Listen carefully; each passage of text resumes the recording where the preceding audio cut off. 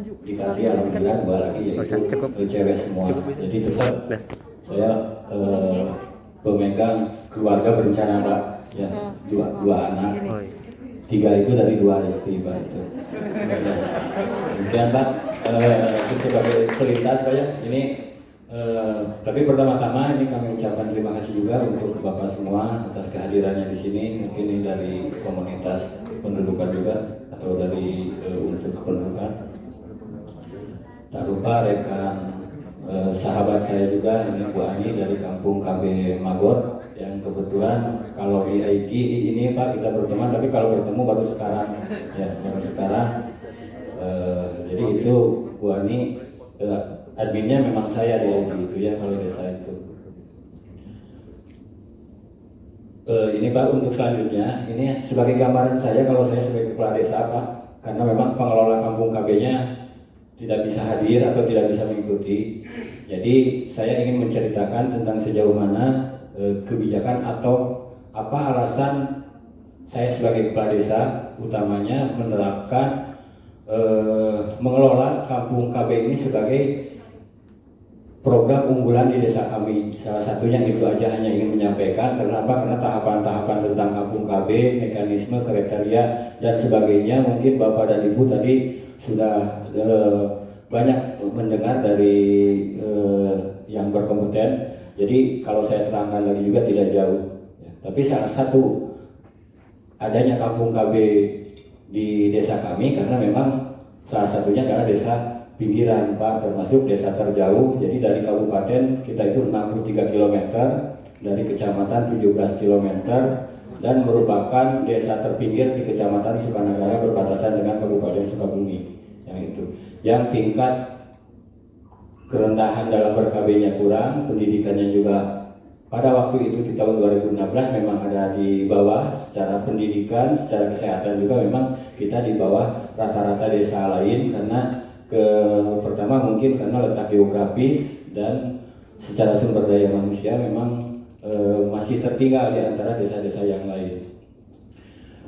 Nah setelah itu,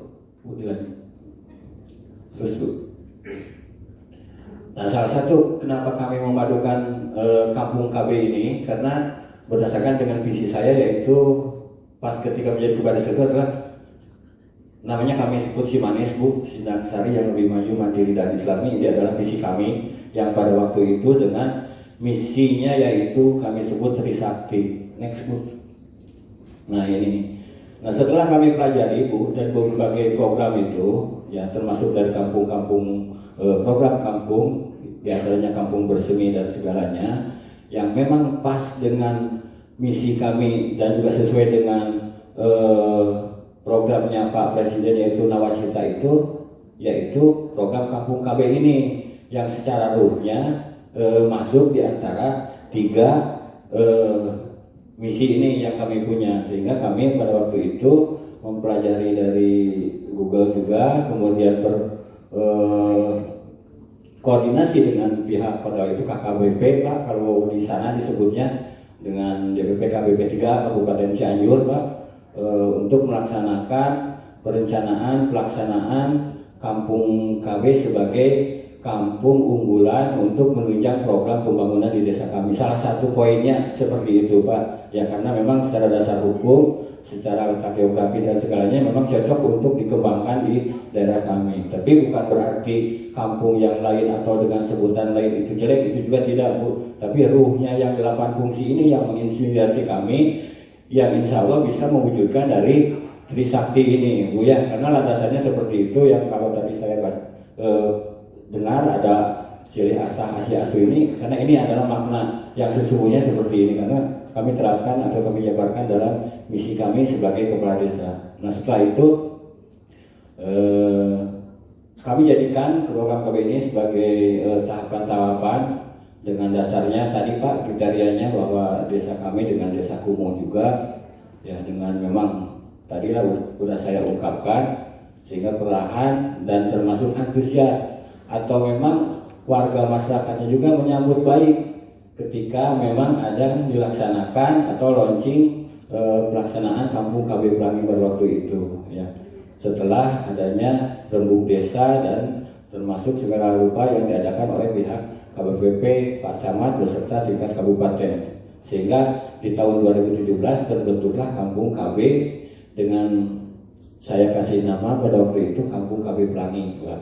Kenapa Kampung KB Pelangi? Karena itu satu dasarnya warga masyarakat saya itu berbeda karakter, berbeda-beda karakternya, termasuk secara politiknya Pak di tempat saya itu dulu itu memang berbeda secara pilihannya gitu. Tapi dengan satu tujuan, dengan makna yang lebih luas, karena kan pelangi itu walaupun memang berbeda warna akan selalu terlihat indah. Hanya itu konsep yang ingin filosofis yang ingin ditemukan di Kampung Pelangi itu.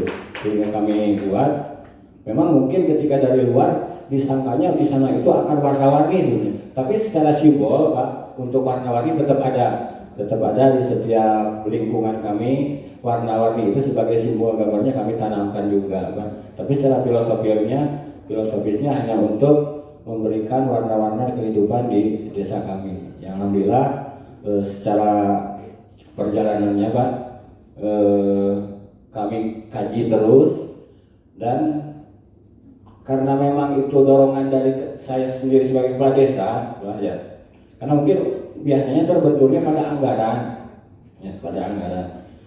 Nah, karena mungkin saya mempunyai inisiatif sehingga anggaran karena memang kebijakan kepala desa seperti itu Bu, ya Pak, ya. Jadi memang nggak terlalu sulit dengan kampung-kampung KB di tempat yang lain yang memang diinisiator atau diinisiatifi oleh pihak luar seperti itu, mungkin yang agak berbedanya. Yang kedua, pemikiran secara konsep saya ketika membangun desa atau memimpin desa itu tetap kita harus mempunyai konsep.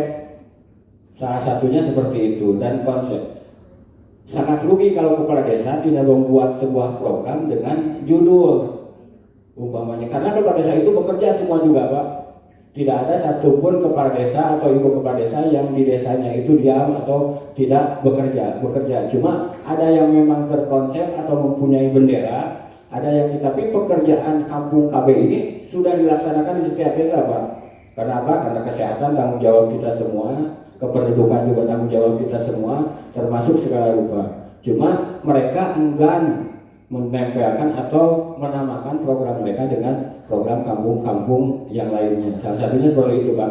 Tapi saya yakin seluruh sahabat saya di seluruh Indonesia khususnya mereka juga bekerja, cuma tidak memang memakai nama sebagai Kampung KB atau Kampung Bersinar atau Kampung Bersemi. Nah itu. Nah, kalau kebetulan karena memang kalau di Sindang Sari itu termasuk dari BNN, alhamdulillah kami juga sudah bekerja sama dan merupakan penggiat juga di wilayah selatan dan masuk dalam desa Bersinar juga. Termasuk kalau yang sekarang kami juga masuk di Kampung Lembur Tohaga Lodaya Mandiri untuk perwakilan selatan juga Pak. Jadi memang semua program kami ambil Pak. Tapi salah satu ruhnya yang wajib diterapkan di sana itu adalah 8 fungsi keluarga sebagai acuannya, itu yang kami sepakati bersama dengan warga masyarakat termasuk dengan tokoh. Ya. Sehingga kami itu mempunyai 4 RW dengan kami sebut Pak, mungkin ini sebagai gambaran apa ya, karena kami memang tidak berpatokan karena saya kalau berbicara jarang berpatokan ke ini Pak, ke tag, intinya emang yang saya ada dalam hati saya akan ceritakan. Ya. Nah ini luas wilayah saya Pak, luas desa kami dengan luas 1.242 hektar, berbatasan dengan Sukabumi, dan kami hanya memiliki 1/4 dari wilayah itu adalah pemukiman. Jadi 3/4-nya adalah milik perkebunan Pak. Ya, Bapak sama Ibu bisa dibayangkan desa kami yang hanya 1/4 memiliki tanah harus bisa hidup di bawah ruangan yang memang dikuasai oleh perkebunan. Ini sangat sulit sebetulnya kalau secara ekonomi Pak, karena berbeda kalau tanah perkebunan itu dalam pola pikir, dalam segalanya juga berbeda. Ya. Tapi alhamdulillah setelah dengan adanya salah satunya Kampung KB, peningkatan secara daya manusia, bukan berarti maju secara materi, tapi ketika sudah mereka meningkat dalam pemahaman, ketahanan keluarga ini yang kami tuju, karakternya dan kesejahteraan pun mulai terangkat dengan sendirinya seperti itu, termasuk kesadaran dalam segala bidang. Ya Bu, dilanjut. Terus. Nah ini penduduk di desa kami, Bu, Pak, jadi mayoritasnya adalah bermodal sebagai petani dengan unggulannya tanaman sayur mayur serta pekerja rumahan atau pembuat tas konveksi tas. Jadi kalau yang di Jakarta itu pemuda kami itu kemarin itu tahun-tahun sebelumnya itu 500 orang di Jakarta, Bu. Ya, tapi sekarang alhamdulillah sudah berkurang karena pandemi kemarin itu kurang lebih yang di Jakarta sama yang di luar itu 359 orang, Pak. Ya. Jadi warga kami yang di luar itu tinggal di 359 orang, itu adalah pekerja tas yang bekerja di rumah juga yang di pabrik, Bu. Yang mudah-mudahan pas saya berhenti di 2022 setengahnya sudah kembali lagi ke kota, ke desa, Bu, itu targetnya. Dilanjut, Bu. Ini jumlah penduduknya 3.589, Pak, dengan jumlah kakak 1.200 lebih. Ya. Jadi 4 RW. Nah, 4 RW ini kami mempunyai nama masing-masing kampung, Pak. Jadi di RW 1 kami sebut ini adalah kampung tani karena memang secara kultur budaya di situ adalah mayoritasnya petani. Ya. Yang kalau di RW 2 itu adalah ibu kota, Pak, ibu kota desa yang kami jadikan dulu sebagai pusat kampung KB karena RW 2 ini tempatnya kumuh, Pak, tapi ibu kota desa. Pada waktu saya menjabat harusnya secara logika ketika disebut ibu kota desa itu adalah harus yang terbaik gitu, secara lingkungan, secara pemahaman, termasuk secara sumber daya manusianya. Tapi pada kenyataannya di 2016 itu kita melihat seragam abu-abu aja susah, Pak. Itu hanya 1-2 orang gitu. Nah, karena mungkin keterbelakangan termasuk memang pekerja perkebunan asalnya, ya. Sehingga itulah menjadikan kampung KB ini kami laksanakan di RW 2, Pak. Jadi di pas ibu kota desa yang sekarang menjadi alun-alun. Nah di RW 3 karena memang di sini kami punya satu pesantren, maka kami sebut ini adalah kampung santri. Dan di RW 4 ini ada yang disebut kampung budaya karena di sini kami punya padepokan juga, termasuk adanya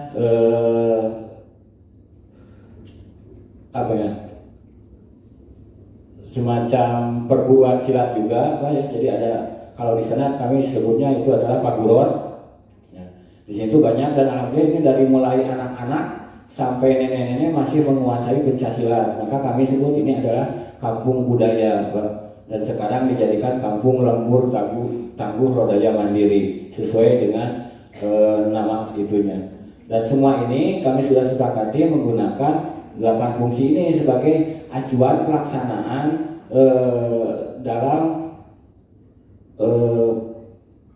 setiap kampungnya. Intinya setiap kampungnya itu walaupun itu disebut kampung budaya, Pak, tapi kami secara administrasi secara apa itu menerapkan sistem kampung KB ini sebagai dasar pekerjaan atau sebagai dasar administrasinya. Dan alhamdulillah pada kemarin Bu pas kesana itu adalah kami launching kampung KB untuk tingkat desa, Pak. Jadi sekarang ini kampung KB kami sudah menjadi kampung KB dengan berskala desa. Nah itu hanya gambaran aja, Pak, ya. Ini gambaran kenapa saya mendukung kampung KB ini menjadi program unggulan desa, dan kami alokasikan, Pak, anggaran dari dana desa yang termasuk pemberdayaan kami pusatkan memang di semua untuk kampung KB, apakah itu secara lintas sektor dengan dinas kesehatan atau dari PKM setempat, Pak, juga dari semua dari PPR, termasuk kami alokasikan untuk itu dengan walaupun memang belum secara utuh dalam arti kita memang di tingkat kecamatan maupun tingkat kabupaten pun belum satu hati untuk membangun apalagi membuat sebuah program keluarga berkualitas. Padahal secara hakikatnya ketika kita bergerak di dinas manapun kita sama-sama untuk meningkatkan keluarga berkualitas Indonesia sebetulnya seperti itu. Nah mungkin dengan kesempatan ini kami juga mohon bantuan umumnya dari tingkat provinsi untuk adanya sebuah regulasi walaupun secara khusus kebijakan ada di tangan Pak Bupati, tapi minimal untuk semua dinasnya ada keseriusan dalam penekanan atau bersama-sama dalam rangka pertama memberantas kemiskinan, yang kedua untuk penjagaan stunting, karena itu adalah sebuah kewajiban yang kita bersama. Saya kira untuk ini mungkin itu yang perlu kami sampaikan ya sebagai bahan ini aja, karena nanti untuk kampung KB ada di Buani Bu ya. Tapi itulah sebagai latar belakang kami membangun kampung KB di desa kami, dan mudah-mudahan di tahun 2021 Pak, sesuai dengan konsep misi yang telah kami memang susun termasuk ada di RPJMD, bahwa Sindang Sari 2002 hiji Sindang Sari Ngajadi itu adalah launching kampung KB wisata secara komersial itu ya. Tapi kami belum minta izin kepada dinas BKKBN, tapi ini dengan intinya kami akan menjual program itu dengan pengelolaan 100% adalah generasi remaja usia 20 sampai 25 tahun Pak. Ya, itu sebagai termasuk akan dikelola oleh AIS Production Pak. Jadi saya punya pen namanya Sahabat Ayi Production. Nah, itulah sekitar 50 orang yang akan mengelola kampung KB itu menjadi kampung KB wisata secara komersial, dan programnya akan kami jual ke semua dinas di seluruh Indonesia. Itu mohon izin dan mohon doanya. Ini demikian yang bisa kami sampaikan.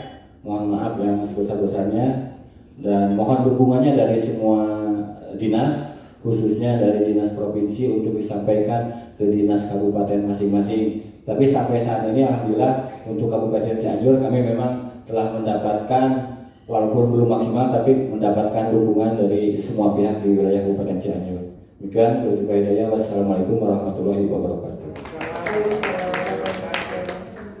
Kita langsung lanjut aja ya ke silakan Bu. Assalamualaikum warahmatullahi wabarakatuh. Waalaikumsalam warahmatullahi wabarakatuh. Yang terhormat Bapak Kepala Bidang Dalduk Kabupaten Provinsi Jawa Barat bersama jajarannya,